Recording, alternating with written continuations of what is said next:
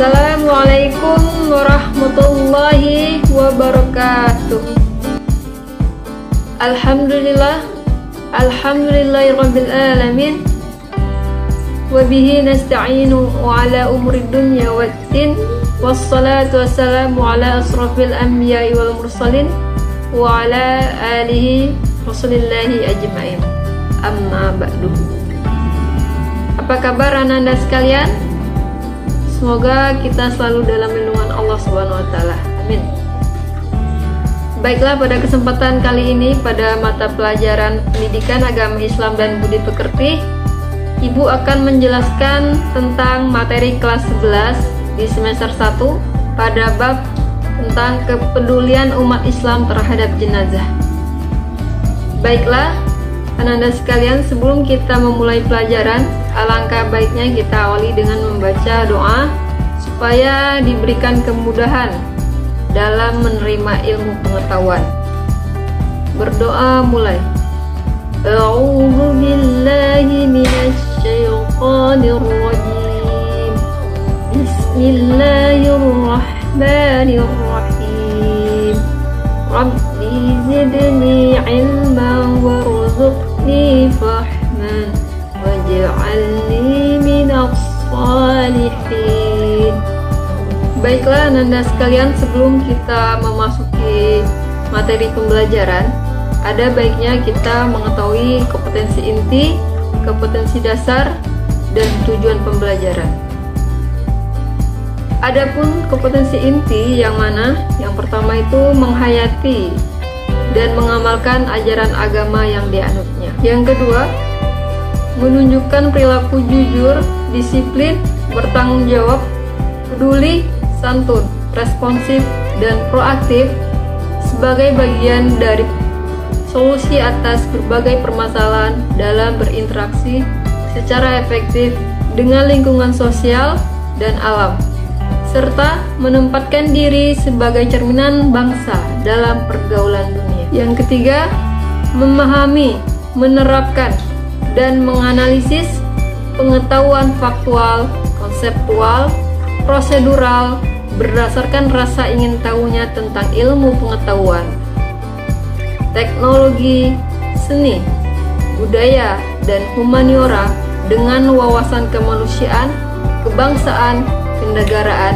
dan peradaban terkait penyebab terjadi fenomena dan kejadian, serta menerapkan pengetahuan prosedural pada bidang kajian spesifik sesuai dengan bakat dan minatnya.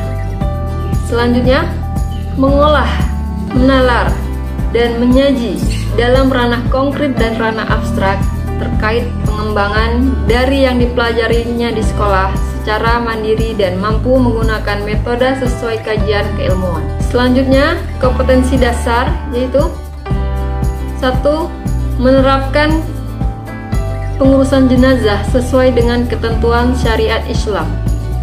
Yang kedua, menunjukkan sikap tanggung jawab dan kerjasama dalam mengurus jenazah di masyarakat. Ketiga, menganalisis pelaksanaan pengurusan jenazah. Yang keempat, menyajikan prosedur penyelenggaraan jenazah. Lalu, tujuan pembelajaran menjelaskan dalil nakli tentang ketentuan syariat Islam dalam mengurus jenazah. Yang kedua, menjelaskan tata cara mengurus jenazah menurut hukum Islam. Yang ketiga, menjelaskan tata cara bertakziah sesuai ajaran Islam. Yang keempat, menjelaskan tata cara berziarah sesuai ajaran Islam. Yang kelima, mempraktikkan mengurus jenazah, takziah, dan ziarah sesuai ajaran Islam. Nah, itu tadi tujuan pembelajaran yang akan kita capai. Sebelum kita memasuki pelajaran, kita perlu mengetahui bahwa kita semua yang ada di dunia ini akan kembali kepada Allah Sang Maha Pencipta. Hal ini sesuai dengan firman Allah yang berbunyi, A'udzu billahi minasy syaithanir rajim. Bismillahirrahmanirrahim. Kullu nafsin nafsin dha'iqatul maut, yang artinya tiap-tiap yang bernyawa pasti akan merasakan mati. Oleh karena itu, kita perlu mempersiapkan amal soleh selama hidup dunia untuk bekal di kehidupan kelak di akhirat, karena kematian rahasia Allah, kematian tidak mengenal usia. Baiklah, kita akan memasuki pembelajaran pada kali ini. Untuk lebih jelasnya, mari kita saksikan video berikut. Tindakan yang pertama dilakukan saat menghadapi jenazah adalah: yang pertama, memejamkan mata jenazah jika mata si jenazah masih terbuka. Yang kedua, menutup seluruh badan si jenazah menggunakan kain panjang. Yang ketiga, posisikan si jenazah di tempat yang aman. Yang keempat, kerabat dekat tetap boleh mencium si jenazah.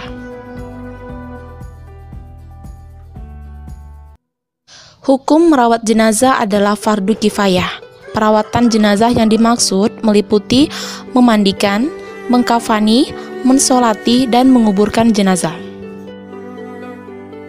Kita bahas bagian pertama, yaitu memandikan jenazah.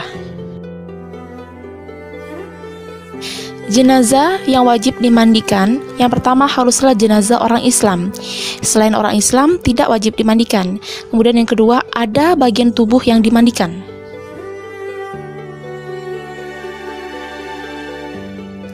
Adapun yang berhak memandikan jenazah adalah: yang pertama, jika jenazah laki-laki, yang memandikan laki-laki juga, selain istri dan mahramnya. Yang kedua, jika jenazah perempuan, harus perempuan juga, selain suami dan mahramnya. Yang ketiga, jika suami atau istri yang meninggal, yang paling berhak memandikan adalah suami atau istri dibanding lainnya.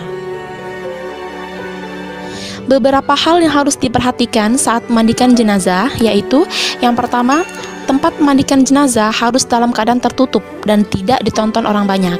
Yang kedua, letak jenazah di atas dipan atau tempat yang lebih tinggi. Yang ketiga, saat dimandikan, jenazah harus ditutup seluruh auratnya. Keempat, menyapu perut mayat untuk mengeluarkan kotoran yang masih tersisa di perut. Yang kelima, ganti sarung tangan kemudian bersihkan gigi dan mulut mayat. Yang keenam, bersihkan seluruh najis dan kotoran yang melekat di badan mayat. Ketujuh, mewudukan mayat kemudian membasuh seluruh tubuh mayat. 8. Disunahkan dibasuh 3-5 kali dengan air yang ada wanginya. Kemudian kita masuk ke pembahasan bagian kedua, yaitu mengkafani jenazah. Jumlah kain kafan yang digunakan adalah: untuk jenazah laki-laki minimal selembar dan sempurnanya 3 lembar. Jika untuk jenazah perempuan minimal selembar dan sempurnanya 5 lembar.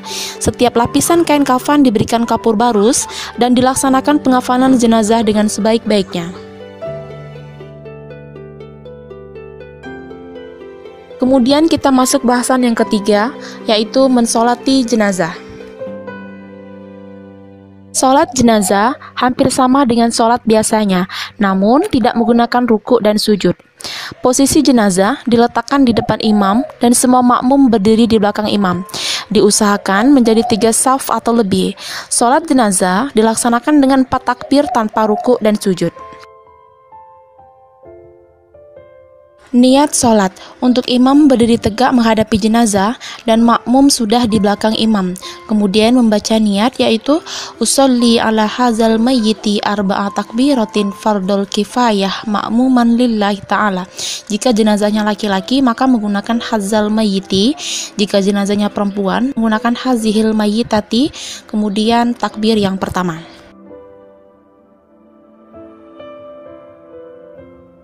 Setelah takbir yang pertama, kemudian membaca surat Al-Fatihah. Ayo kita baca bareng-bareng. A'udzubillahi minasyaitonirrajim. Bismillahirrahmanirrahim. Alhamdulillahi rabbil alamin. Ar-Rahmanir-Rahim. Maliki yaumiddin. Iyyaka na'budu wa iyyaka nasta'in. Ihdinas siratal mustaqim. Siratal ladzina an'amta 'alaihim ghairil maghdubi 'alaihim waladdallin. Amin. Kemudian takbir yang kedua. Setelah takbir kedua, kemudian membaca sholawat.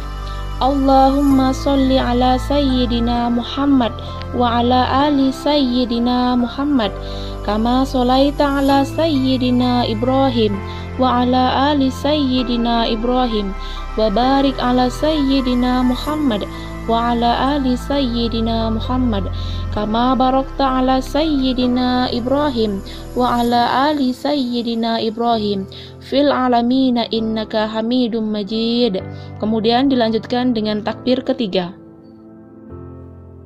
Setelah takbir ketiga, kemudian membaca doa bagi jenazah. Allahumma ghfir lahu warhamhu wa'afihi wa'fu anhu wa akrim nuzulahu wa wasi' mudkhalahu waghsilhu bil ma'i wath-thalji wal baradi wan naqqihi minal khotoya kama naqqaita thawbal abyada minad danasi wa abdilhu daron khairan min darihi wa ahlan khairan min ahlihi wa zawjan khairan min zawjihi wa adkhilhul jannah wa a'izhu min azabil qabri aw min azabin nar. Kemudian dilanjutkan takbir yang keempat. Setelah takbir yang keempat dilanjutkan dengan doa. Allahumma la tahrimna ajrahu wa la taftina ba'dahu waghfir lana walahu. Setelah doa, mengucapkan salam Assalamualaikum warahmatullahi wabarakatuh sembari menghadap ke kiri dan ke kanan. Yang terakhir, bagian dari perawatan jenazah adalah menguburkan. Ada beberapa anjuran yang diajarkan oleh Rasulullah dalam hal menguburkan jenazah. Di antaranya, pertama untuk menyegerakan dalam menguburkan jenazah, sebagaimana hadis Nabi yang berbunyi, An Abi Hurairah radhiyallahu anhu anin Nabi sallallahu alaihi wasallam qala asri'u bil janazah rawahul Bukhari wa Muslim. Artinya, dari Abu Hurairah radhiyallahu anhu dari Nabi Muhammad sallallahu alaihi wasallam bersabda, segerakanlah menguburkan jenazah. Hadis riwayat Bukhari Muslim. Yang kedua, menguburkan jenazah di siang hari selain keadaan darurat seperti bau jenazah yang menyengat. Yang ketiga, meluaskan lubang kuburan dan dalam kuburan agar aman dari binatang buas. Yang keempat, membaca doa saat masukkan mayat dalam kubur. Doanya berbunyi, Bismillahi wa ala millati Rasulillahi wa ala sunnati Rasulillah. Artinya, dengan nama Allah dan nama agama Rasulullah dan atas nama sunnah Rasulullah. Hadis riwayat 5 ahli hadis kecuali Nasai dan Ibnu Umar radhiyallahu anhu. Yang kelima, sebelum jenazah dimakamkan, hendaknya ahli waris menjadi jaminan hutang si mayat. Dari materi yang sudah dijelaskan tadi, hendaklah terbentuk perilaku mulia terhadap tetangga ataupun saudara yang tertimpa musibah kematian, yaitu yang pertama, mengunjungi atau takziah tetangga ataupun saudara yang kena musibah kematian dan mendoakan sang jenazah. Yang kedua, ikut melaksanakan fardu kifayah, yaitu membantu pengurusan jenazah. Yang ketiga, semampunya dan seadanya memberikan bantuan atau sumbangan baik berupa uang, makanan, ataupun tenaga. Yang keempat, menghibur ahli musibah serta menasihatinya agar bersabar dan terus berdoa bagi si jenazah. Nah, itu tadi penjelasan tentang pengurusan jenazah. Hal yang kita ambil pelajaran yaitu hendaknya kita selalu mengingat kematian yang akan menyebut kita, sehingga kita bisa menyiapkan bekal untuk kehidupan di akhirat dengan amal kebaikan dan selamat di akhirat. Dan kita juga harus memiliki kepedulian terhadap seseorang yang sudah meninggal dunia, baik itu kerabat, tetangga, ataupun keluarga. Apabila kita mendapati seseorang meninggal dunia, maka kita harus memiliki empati untuk turut serta dalam mengurus jenazah ataupun merawat jenazah. Sampai jumpa minggu depan dengan materi yang berbeda. Ibu akhiri dengan wabillahi taufiq wal hidayah. Assalamualaikum warahmatullahi wabarakatuh.